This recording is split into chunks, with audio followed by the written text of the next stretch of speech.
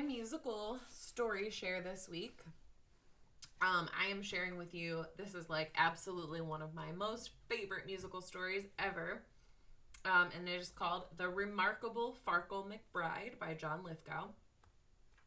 And if you are watching this on Facebook, if you look in the comment section below this video, there will be a link to the audio that goes with this book.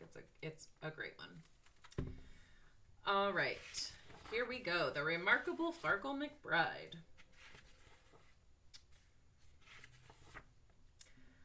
Oh, pity the prodigy Farkle McBride. No matter what instrument poor Farkle tried, whether strumming or blowing or drumming or bowing, his musical passions were unsatisfied.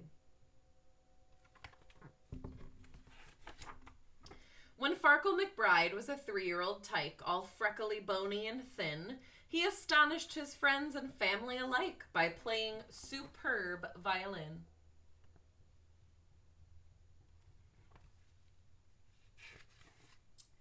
He went reedily-deedly-deedly-dee with all of the strings at his side. Reedily-deedly-deedly-dee, the remarkable Farkle McBride.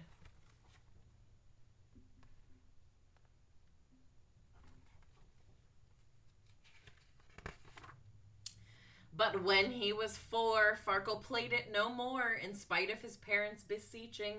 He shattered the records he used to adore. He smashed up his resin, ripped up every score. He threw fiddle and bow to the living room floor as he shouted, "Enough of your screeching!"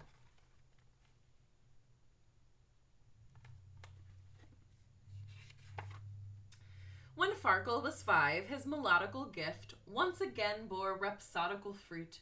The woodwinds inspired his spirits to lift, and he rapidly mastered the flute.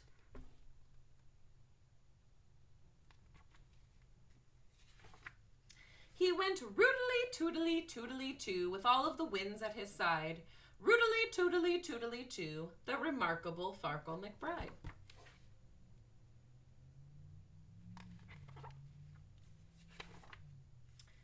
But at 6, Farkle flung his flute into the lake, notwithstanding its lyrical trill. He stamped on the dock till you'd think it would break. "That's it," he exclaimed. "I've had all I can take. That tootling gives me a brutal headache. It's so wimpy and whiny and shrill."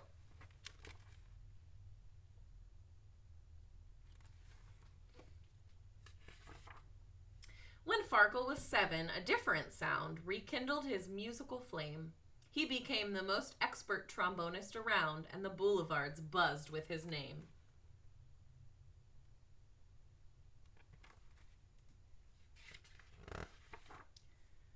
He went vroompity-doompity-doompity-doom with all of the brass at his side. Vroompity-doompity-doompity-doom, the remarkable Farkle McBride.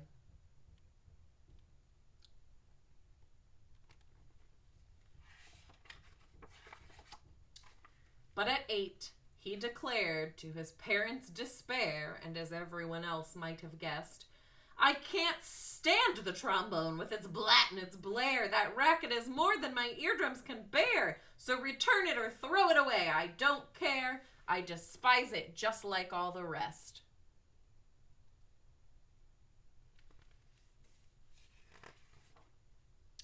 When Farkle was 9, both his father and mum were bursting with pride and affection, for Farkle learned xylophone, cymbals, and drums, the entire percussionist section.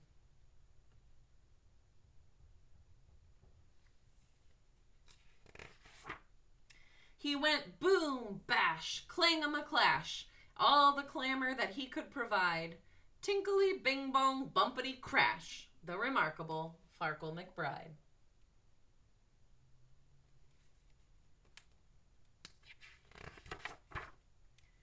But soon he fell prey to his usual gloom, despite all the praise and the flattery. First a sigh, then a sulk, then a frown, then a fume, then an ear-splitting tantrum that emptied the room. "I can't take it," he bellowed, "the crash and the boom and the clang and the bang of the battery."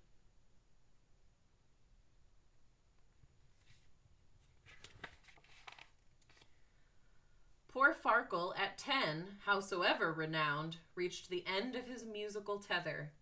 But then he discovered his favorite sound, musicians all playing together.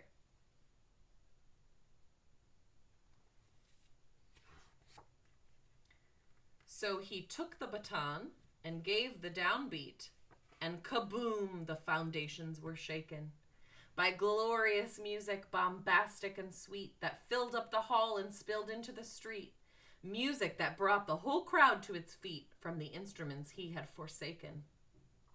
They went reedily, roodily, vroompity, bang.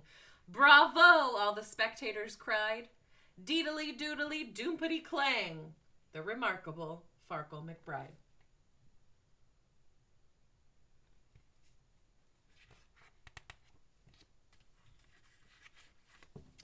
Since that sparkling night, Maestro Farkle McBride conducts all the instruments he ever tried.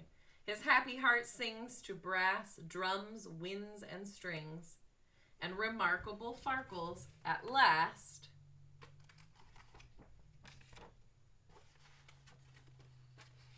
satisfied.